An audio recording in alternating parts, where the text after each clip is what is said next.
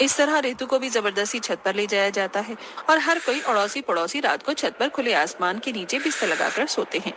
यहाँ कुछ ऐसा ही था। इस तरह दिन गुजर रहे थे। वहीं पड़ोस में एक नई नवेली दुल्हन आई थी। तभी उसका गृह प्रवेश कर रहे थे और वहां पर सभी पड़ोसन थी। आजा बहू, गृह प्रवेश कर अपने दाहिने पैर से कलश गिरा दे। पलक कलश गिरा कर गृह प्रवेश करती है। उसके बाद सभी कहते हैं, हाँ, स्वागत है हमारे खुले गांव के ससुराल में। एकदम खुली और ताजी हवा का एहसास होगा यहाँ। बिल्कुल सही कहा।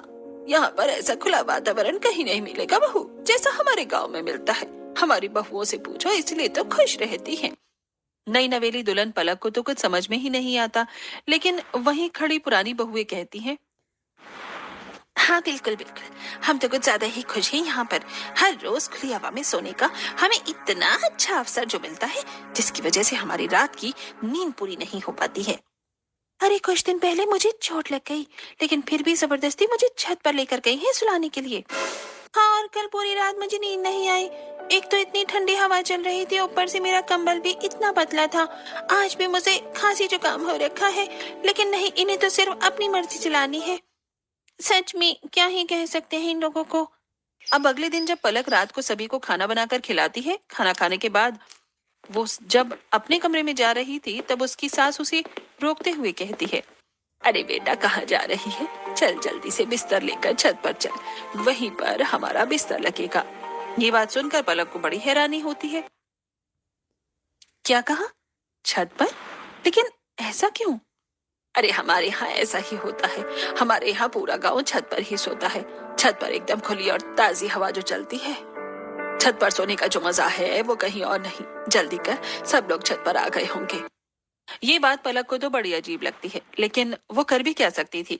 जैसा उसकी सास ने करने को कहा, उसने वैसा ही कर लिया। उनके पीछे पीछे छत पर चली जाती है और चारों तरफ नजरें घुमाकर देखती है कि लगभग पूरा गांव ही अपनी छतों पर बिस्तर बिछा रहा था और आधे लोग तो सो भी गए थे। तभी उनकी पड़ोसन सुनीता कहती है, अरे वाह, हमारी नई नवेली दुल्हन भी आ गई छत पर।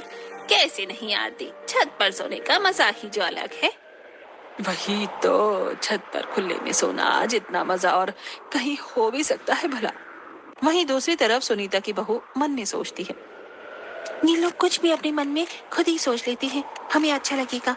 लेकिन इन्हें कौन बताए, हमें जो छत पर सोना बिल्कुल भी पसंद नहीं है, लेकिन जबरदस्ती ऊपर उठाकर ले आते हैं। मैं तो पलक का सोच रही हूँ, बेचारी को शादी के दूसरे ही दिन छत पर जाकर सोना पड़ रहा है। पता नहीं मन में क्या क्या सोच रही होगी। सभी बिस्तर लगाकर सो जाते हैं, लेकिन पलक, जिसके लिए ये सब बिल्कुल नया था, उसे बिल्कुल भी नींद नहीं आती। वो आंखें खोलकर देखती है कि उसके पूरे ससुराल वाले आराम से खर्राटे मारकर सो रहे थे। वो बड़ी परेशान हो जाती है। यार, यहाँ छत पर कितनी तेज हवा चल रही है। मेरे ससुराल वाले नहीं, मुझे तो लगता है पूरे गांव वाले ही पागल हैं। भला ऐसी सर्दी में इतनी ठंडी हवा में छत पर कौन सोता है? सभी लोग कैसे खर्राटे मारकर सो रहे हैं? मुझे तो बिल्कुल नींद नहीं आ रही। मुझे तो बहुत ठंड लग रही है।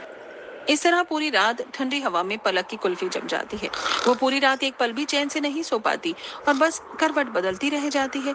अगले दिन सुबह पलक सभी को चाय बनाकर देती है।